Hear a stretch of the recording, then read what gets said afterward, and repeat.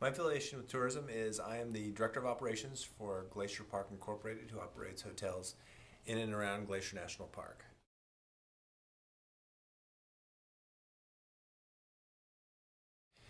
Travel and tourism means, from my perspective, as the Director of Operations for Glacier Park Incorporated, travel and tourism really means a vibrant economy for Montana. It's something that I've loved my entire life, and to be able to be part of it is something that's exciting. It's fresh. It's always something new, and tourism in Montana is probably not only one of the largest growing economic markets. It's probably one of the most stable because tourism seems to be stable even in times of economic fluctuations that we've seen over the past couple years.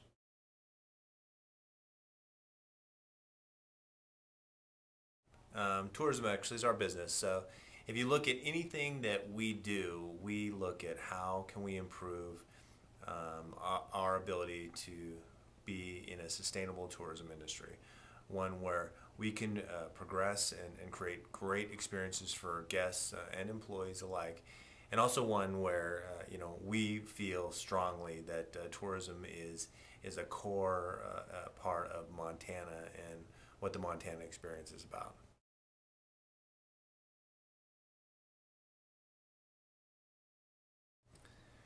Well, GPI is part of Glacier Park, Glacier Park's tourism industry. We had 2.2 million visitors this year, and although we only have seven hotels and restaurants, we only create a certain amount of economic opportunity for jobs and for economic revenue generation in Northwest Montana.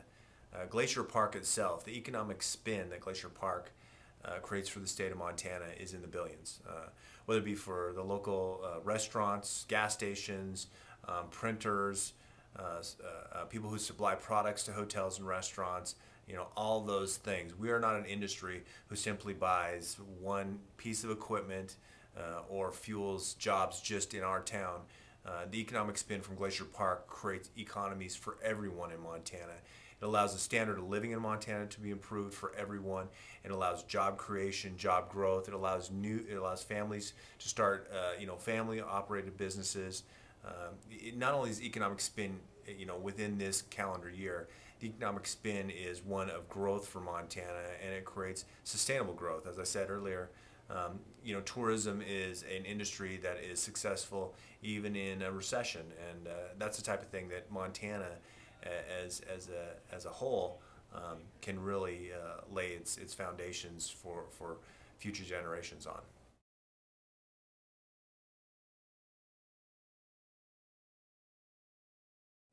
Travel promotion is vital for the success of Montana as a whole. Glacier Park Incorporated benefits from the travel promotion through areas such as people that come into the state. They're going to choose Yellowstone or Glacier, and travel promotion really helps us define Glacier as an out of the way, once in a lifetime experience. So people coming into the state can get up to our part of the state without because they really want to be here and they want to see some of the amazing sites that are promoted by Travel Montana and Glacier Country.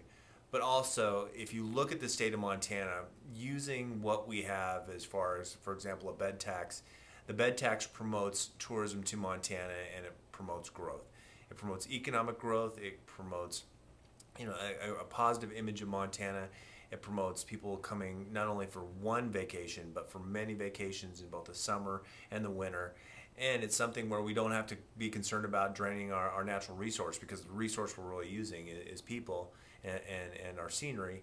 And so that's the type of investment I think Montana really needs to look at. Promoting that type of growth is far greater than promoting development of use of our natural resources or of a one-time stop in Montana to on their passing on just passing through.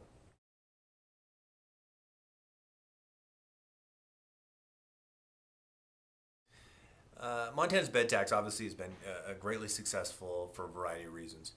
Whether you look to a mom and pop restaurant, motel, a town pump gas station, or a large hotel in Billings or Kalispell, the bed tax really has put us where we're at today.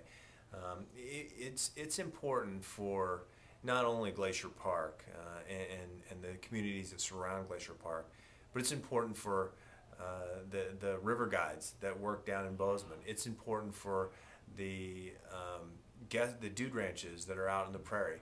It's important for the people that want to drive across Highway 2 and see the uninhabited rare parts of Montana, to the people who want to stop by the battlefields in Crow or near Fort Belknap.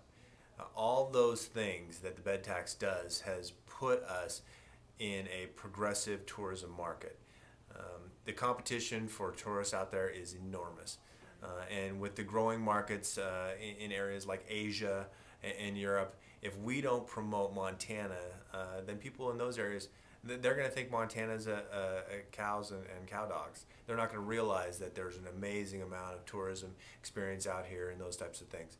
It's easy to funnel bed tax into things like small community projects that may benefit one part of the state or one part of a community in the state, but that's not going to create economic spin. That's not going to create growth. That's not going to create future jobs. That's not going to create an economy and a sustainable industry that is really recession resistant and one where we aren't draining our resources. We're not looking at special interests. We're not looking at an individual corner of the state. The bed tax helps promote the entire economy throughout the state, and I think it's been proven.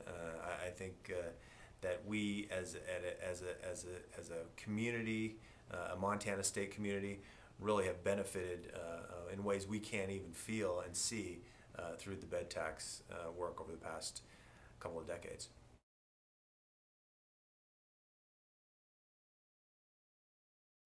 I think I've shared a lot. I think tourism and travel is one of those industries that is, it's a healthy industry. It's an industry that not only can Montanans do with confidence and with their natural abilities to be friendly and welcoming to people, but it's an industry that has integrity. It's an industry that has great feelings to it, and it's one that shows Montana in the light I believe all of us want to show it in, and that's the amazing scenery, people, and experiences that individuals have when they visit our great state.